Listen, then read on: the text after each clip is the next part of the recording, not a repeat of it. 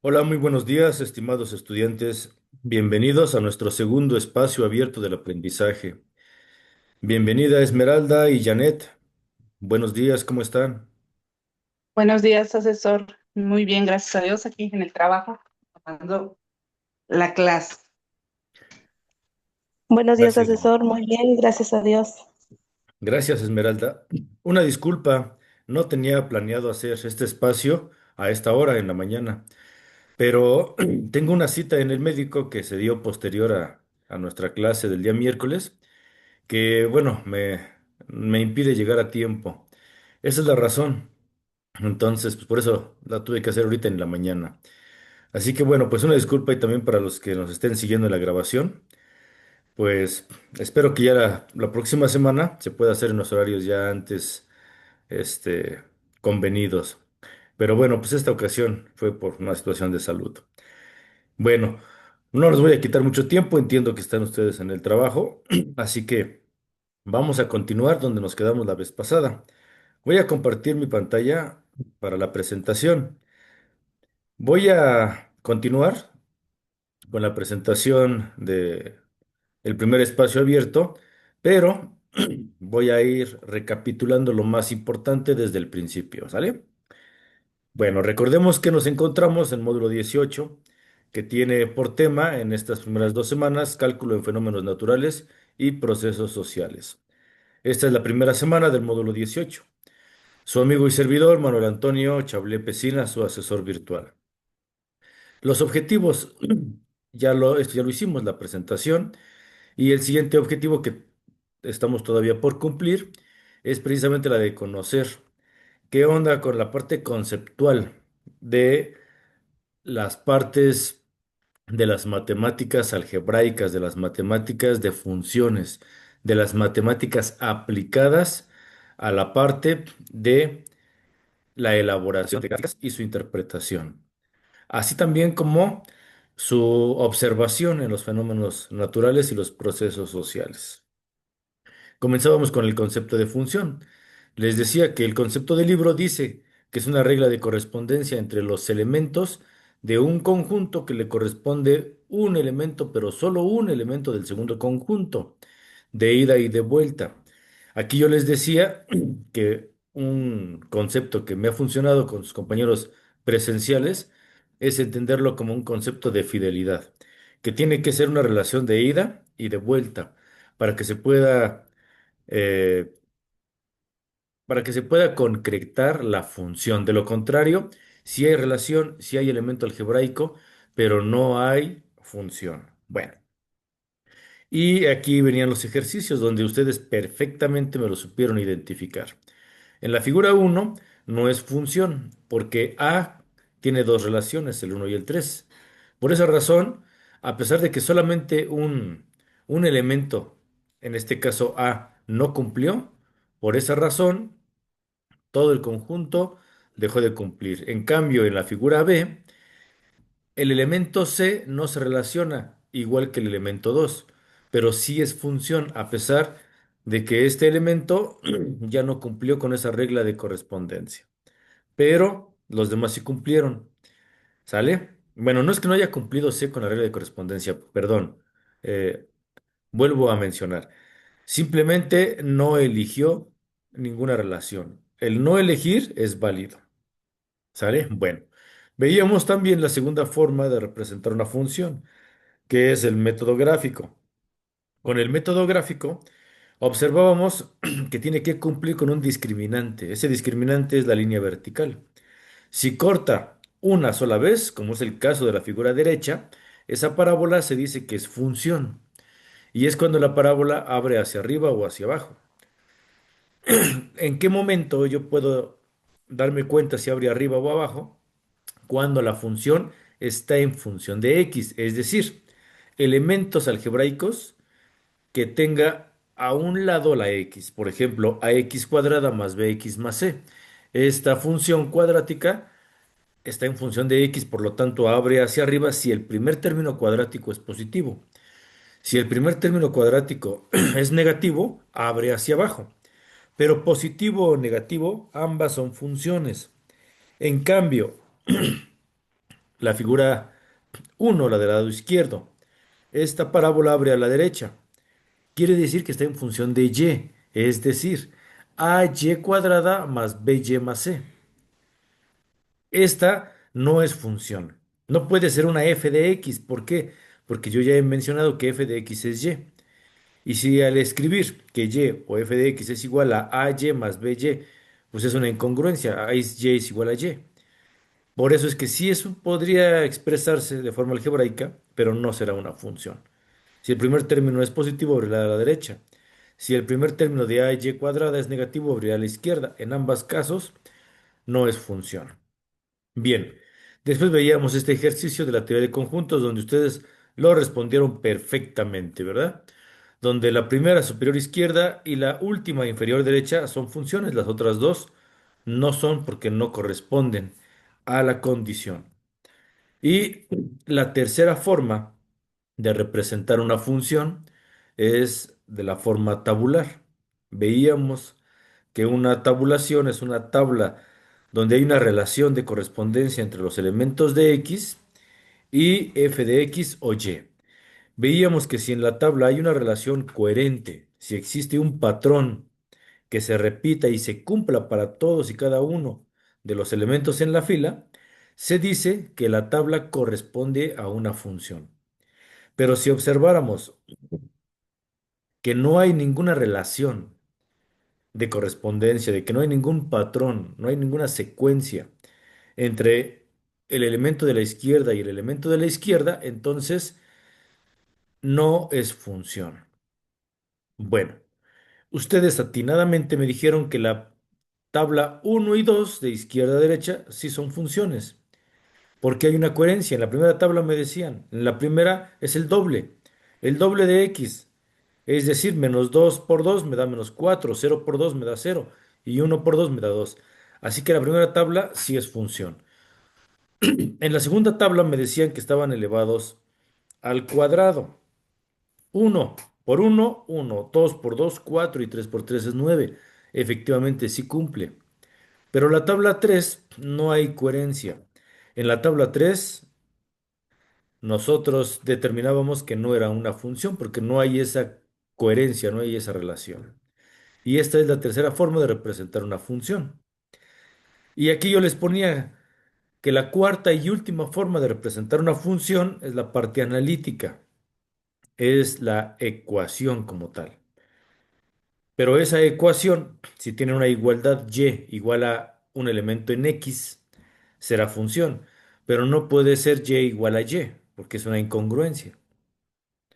¿Sale? Entonces, son las cuatro formas: teoría de conjuntos, la gráfica, la forma tabular y la parte analítica. De las cuatro les comentaba, la primera, que es teoría de conjuntos, prácticamente se usa para modelos matemáticos, pero las otras tres sí las vamos a ocupar muy seguido. En estas actividades integradoras ya se ocupa. Bien, y aquí nos quedamos. Tipos de funciones.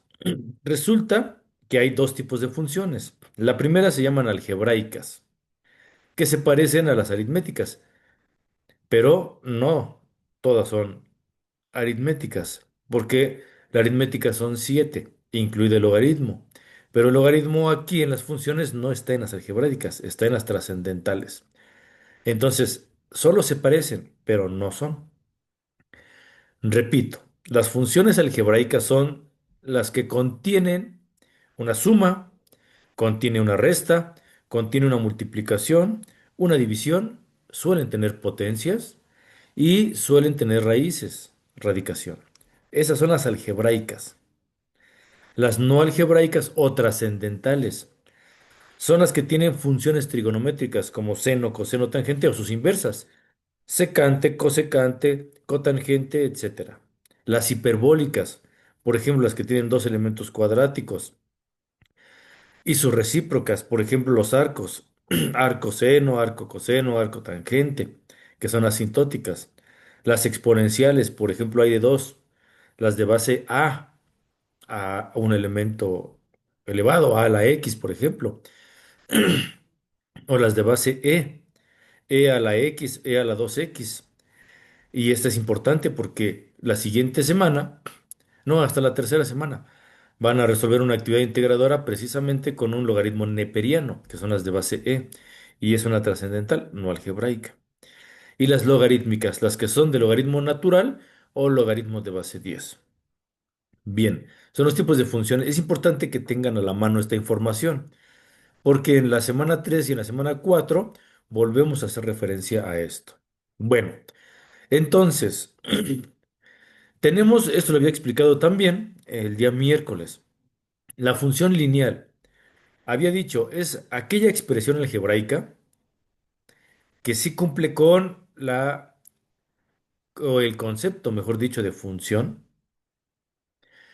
y que no tiene exponente. Y yo corregía, ¿verdad? Realmente sí tiene exponente. Lo que pasa es que ese exponente es uno. Y al ser uno, no se escribe, no se coloca. Y se le llama función lineal porque a la hora de darle valores en la tabulación y graficar esos valores como pares coordenados en la gráfica, se dibuja una línea recta. Una línea recta. Por eso se le llama función lineal. Ahora, esta función lineal, en la escuela presencial yo la escribo como AX más B. ¿Por qué AX? Y aquí en la diapositiva tiene una MX. Bueno, pues realmente le pueden poner la letra que quieran. No es ninguna regla. Simplemente a la letra se le llama coeficiente porque acompaña a la variable. La variable es X. Y la otra letra que está sumando, en este caso más B, es una constante porque no tiene variable. Es una constante. ¿Qué es una constante? Un número sí conocido que va solito. Y aquí voy a hacer un paréntesis. Me decían a mí, profe, ¿por qué, ¿por qué me dice? Ay, joder, ya se cambió solita, perdón.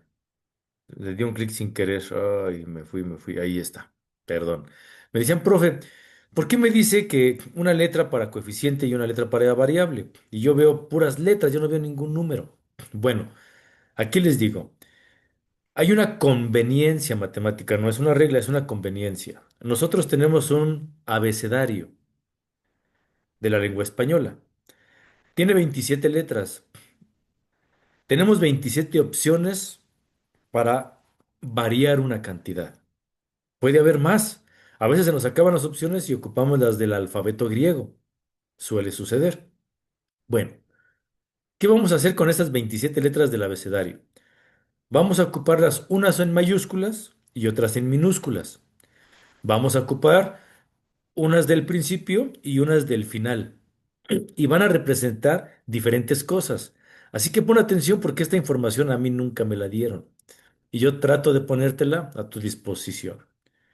Número uno, las letras del abecedario en minúsculas van a representar elementos conocidos y elementos a encontrar, variables. Dos opciones, un elemento sí conocido y un elemento no conocido, pero que voy a encontrar, que voy a calcular. Se le llama variable.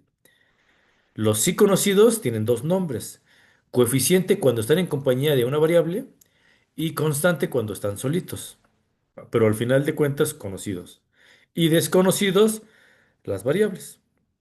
¿Va? Dos. En el abecedario en minúsculas. ¿Cuáles son unas y cuáles son otras? Las primeras del abecedario A, B, C, D suelen ser elementos sí conocidos, coeficientes o constantes. Las últimas del abecedario en minúsculas Z, Y, X son desconocidos, son variables. Ahí está. Repito, es una conveniencia matemática, no es una regla. ¿Para qué me sirve la conveniencia?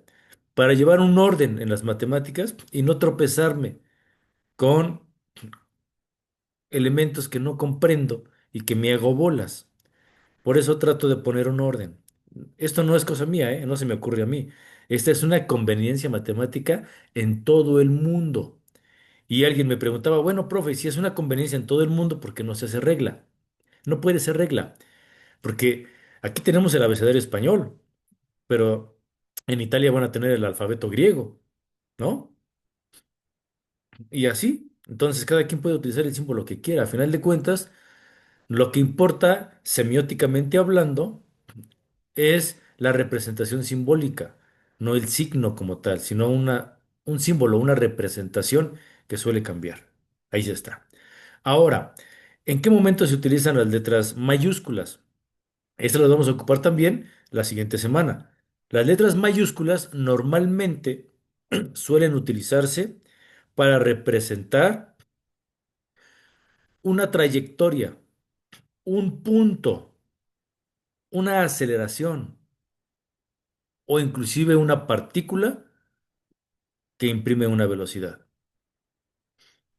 También suelen utilizarse las letras mayúsculas para un elemento puntual, un vértice, un nodo o inclusive hasta un ángulo.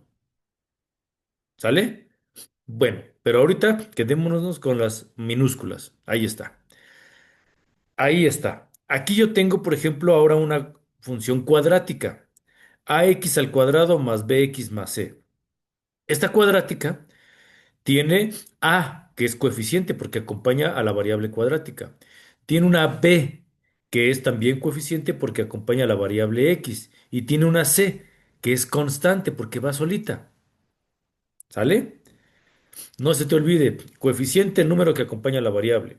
El primer término es el que tiene el mayor número exponencial. En este caso es un 2, se llama cuadrática. Su representación es una parábola. Primer término es positivo, abre hacia arriba.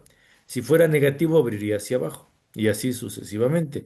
En la anterior, ay, es que se me hizo bolas aquí, la presentación. En la anterior, que era la función lineal, yo pude haberle puesto a x como coeficiente, pero adrede se le puso una m. ¿Por qué una m? Porque la m también representa una pendiente. Y esto lo ocupas en tu actividad integradora número uno. La M es pendiente. ¿Qué es pendiente? Es la oblicuidad de la recta. ¿Qué es oblicuo? Lo que no es ortogonal. ¿Qué es ortogonal?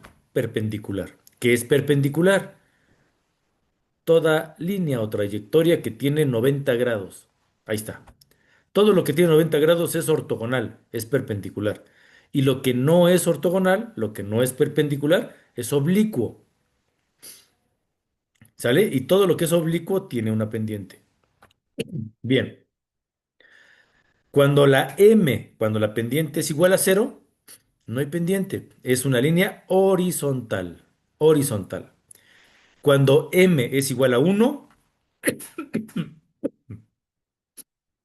perdón, pero ya les digo que me enfermé y por eso voy a ir al médico al ratito. Disculpen. Cuando m es igual a uno, tenemos una vertical.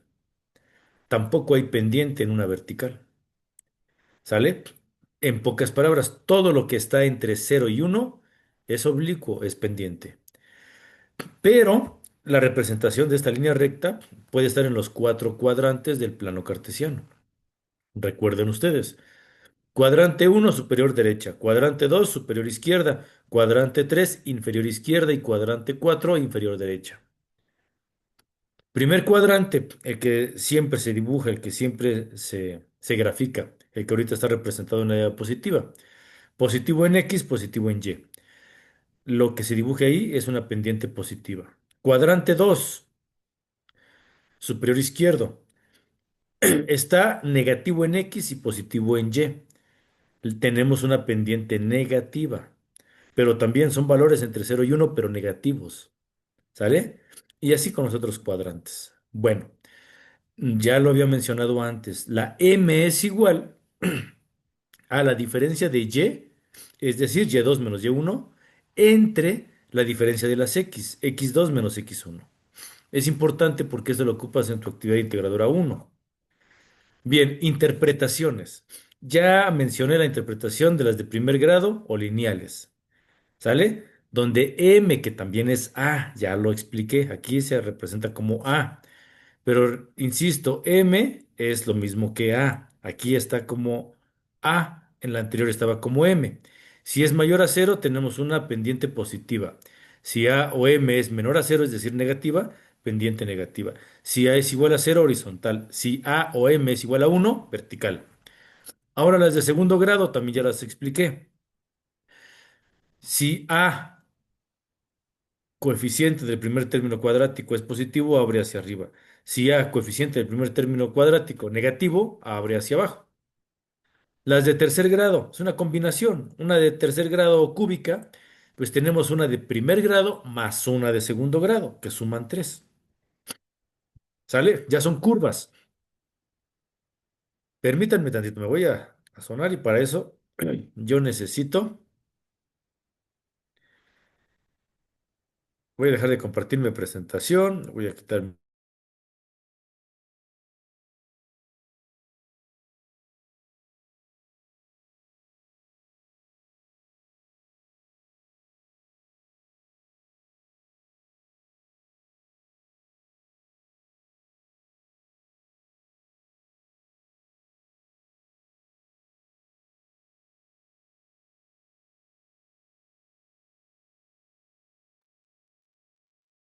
Listo, gracias, pero me tuve que ir a sonar para poder hablar, si no, híjole, es incómodo estar así. Pero bueno, les pido una disculpa. Continuamos. Les comentaba que las representaciones de funciones, cuando son a partir de la de segundo grado, ya son curvas. De segundo, de tercero, de cuarto en adelante son curvas. La de segundo grado es parábola, la de tercer grado o cúbica es esta que se forma aquí. Y también tiene cierta inclinación, tiene cierta pendiente, como lo puedes observar. Esta es cuando A es mayor a cero. La de abajo es cuando A es menor a cero, una pendiente negativa. Pero al ser curvas ya se hacen otros análisis. Por ejemplo, tenemos un máximo, el punto más alto que alcanza la curva. Tenemos un mínimo, el punto más bajo que alcanza la curva. Tenemos una concavidad. La concavidad es justo la oblicuidad de la función. Una concavidad positiva, una concavidad negativa. Tenemos puntos de inflexión o también llamados de simetría, es decir, donde cambia de dirección la curva. Bien, tenemos también las de cuarto grado, que es una combinación. Pueden ser dos de 2 grados o una de segundo grado con puntas de 1 grado. Y también tenemos concavidades, oblicuidades, máximos, mínimos, puntos de inflexión. Tenemos también las de quinto grado, por ejemplo, ¿no? Que es una combinación, dos de 2 grados y una de 1 grado, ¿sale? Y lo mismo, concavidades, máximos, mínimos, puntos de inflexión. También tenemos oblicuidades, cuando la M o la A es positiva o es negativa. Y así nos podemos seguir las de sexto, las de séptimo, el grado que sea. Esas son sus interpretaciones. Bueno, y también ya había explicado esta, ¿verdad? La cuadrática, donde también aquí hacemos el análisis de funciones. Un análisis otorgando valores tabulares, graficando en pares coordenados y representando la función de forma analítica. Bien, tenemos también funciones polinomiales. ¿Qué es una función polinomial? Bueno, antes tenemos que comenzar con una función monómica o de monomio, mono uno, ¿verdad? Entonces, ¿qué es un monomio? La que está en la parte inferior izquierda, y es igual a x cúbica. Un solo término. No hay ningún signo con un segundo término antes o después. Es un solo término, es un monomio. Y es igual a x al cubo, monomio. Binomio, el que está en la parte superior. Bueno, no, en medio a la derecha. Y es igual a x cúbica más x cuadrada. Dos términos separados por un signo, uno cúbico y uno cuadrado. Este es un binomio. X al cubo más x cuadrada, binomio. Bien, uno de tres, como el que está en la parte inferior en el centro. Y es igual a x a la 4 menos 7x cúbica menos x. Este es un trinomio. Cuando ya tienes dos o más términos, ya se le llaman polinomios. ¿Sale? Funciones polinomiales o polinómicas.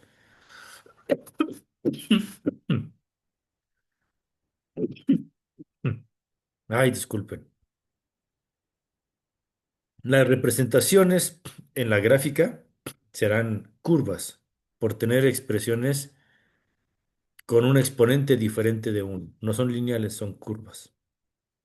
Ya dependiendo el número de elementos exponenciales y el número de términos, será el comportamiento en la gráfica. ¿Ok? Bien, tenemos también funciones que se le llaman compuestas o también algunos le llaman definidas por partes. ¿Sale? ¿Por qué? Porque es una combinación de varias. Y aquí se muestra una que me encanta, me encanta, me encanta. Fíjate bien, comienza con una pendiente positiva, pero está en el tercer cuadrante, es decir, con valores negativos de menos X y menos Y, pero con una pendiente positiva.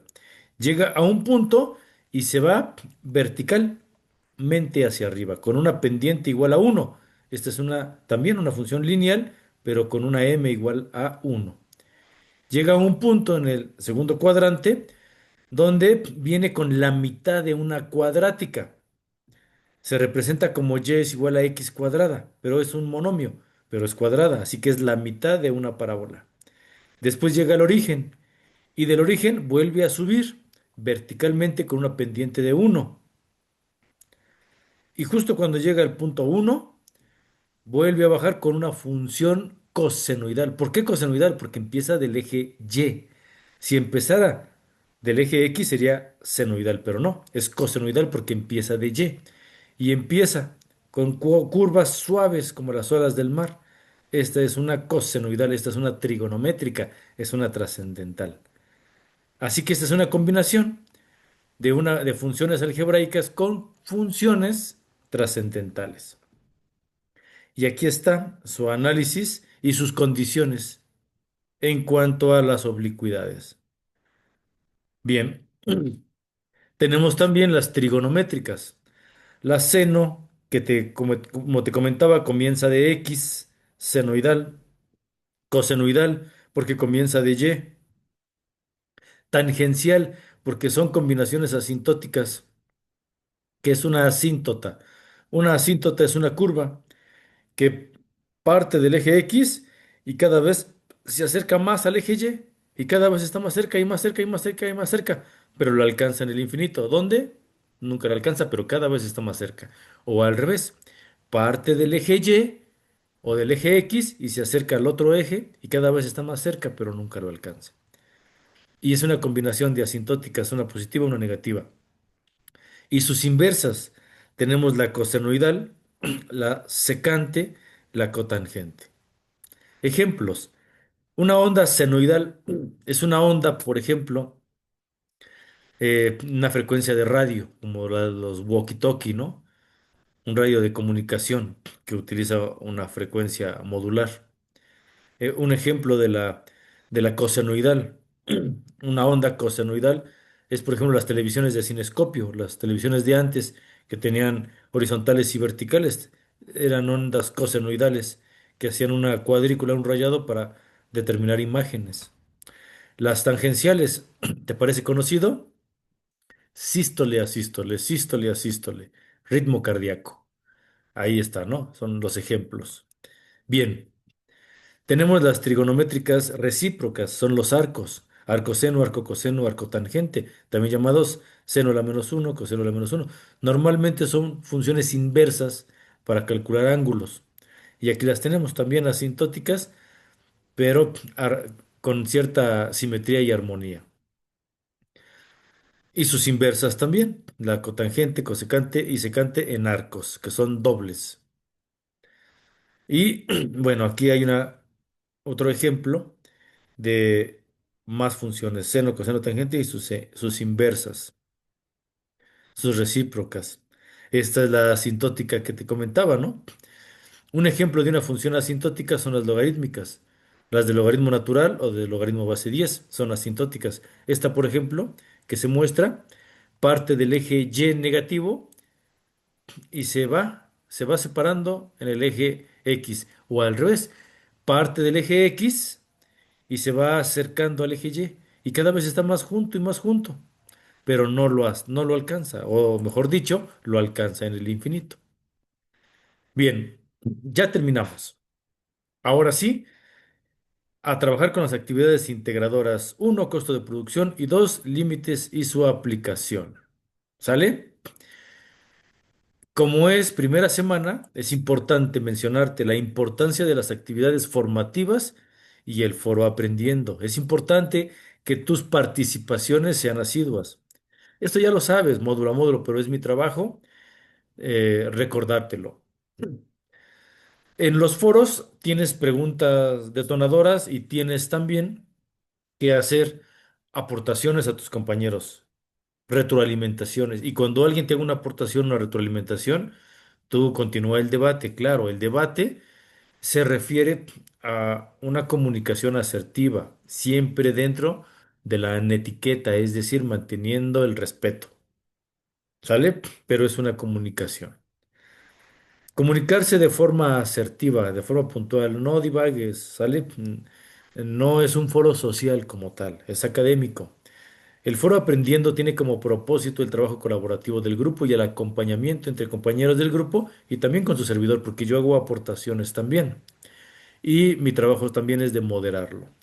También te brinda seguridad y disposición en la toma de decisiones, porque tú puedes también ahí colocar dudas, preguntas que tengas y entre tus mismos compañeros se pueden apoyar. Es académico, se vale. Con la finalidad de generar habilidades para el logro de las competencias de las actividades integradoras y el proyecto integrador en la cuarta semana. Ahora sí, terminamos. Agradezco tu atención. Dejo de compartir y preguntas, Esmeralda, Janet.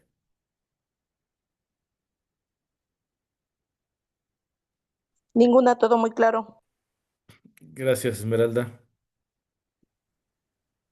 Buenos días otra vez. No, hasta el momento no he tenido problema, ya entregué mis actividades por también, me presioné también con el trabajo y todo para poder entregar también a tiempo. Ya nada más espero las calificaciones, a ver qué tal me fue. Espero que me haya ido bien. Ya nada más, no sé cuándo podría tener las mías, asesor. Yo creo que hoy mismo, Janet, para los que enviaron, yo creo que ya hoy mismo. Ok, ¿Sale? perfecto. No, pues hasta el momento todo claro y excelente. Muy bien, Janet. Muchas gracias. Bueno, pues ahora lo que sigue es un recurso que, como ya les había comentado, se deja también junto con la liga de esta grabación. Este recurso les va a servir, se llama cálculo de límites. En este blog vienen la parte conceptual, vienen los modelos y vienen también ejercicios. Se llama cálculo de límites, más de 50 límites resueltos y explicados. Así que este te puede servir para ayudarte con tus actividades integradoras. Dice, en esta página calculamos límites de funciones de una variable. Primero se hace una introducción, se recuerdan los límites, hay límites laterales e indeterminados. Los indeterminados son donde te da una incongruencia, un elemento sobre cero, o un cero sobre un elemento, o sobre un infinito. Esos son los indeterminados. Bueno, pero cuando te da una indeterminación, no siempre ahí se queda, no. Se busca un segundo procedimiento en el que se pueda resolver, porque algunos sí tienen solución, a pesar de que en la primera línea se observe una indeterminación. Bueno, también hay una que se le llama la regla de L'Hopital, que es una regla para infinitésimos, ¿sale? Es cuando el límite tiende a otro infinito. Pero bueno, aquí se explica todo este rollo, ¿no? La introducción, cuando x tiende a cero, ¿sale? Y que no se pueda dividir y te queda precisamente lo que decíamos, una indeterminación. Ujú. Y así, concepto de límite, cuando x tiende a cero, cómo se comporta en la gráfica, cuando el límite tiende a infinito, que es esa flechita que se lee como tiende a, su definición formal, que es el modelo matemático, son sus condiciones, ¿sale? Y aquí viene un lenguaje, por ejemplo, viene una parecida a una E, que significa pertenece, una R con doble línea, que son los números reales, una A al revés, que significa que integra la pertenencia a. Viene por ahí un símbolo griego, que es alfa, que refiere a un ángulo, ¿sale? K, que se refiere a una constante, Los límites laterales se le llaman laterales porque tiene una interpretación en la gráfica en espejo asintótico, pero en espejo es una gráfica doble. Y bueno, los límites al infinito, cómo se trabajan, las reglas básicas, cuando tiende a cero. Y bueno, cuando tiende a un número conocido, en este caso tiende a uno, que es de evaluación, como las de sus actividades integradoras, súper fácil. Bueno, ya tú lo irás trabajando despacio, poco a poco, a tu tiempo. Dejo de compartir y ahora voy a preparar mi bocina.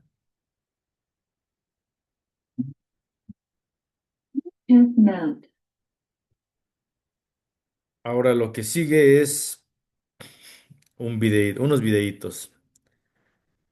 Déjenme preparar estos videos del profe Alex. Ya está. Los voy a compartir. Este es el más básico, es de introducción. Así que espero que les sirva, que le entendamos sobre todo.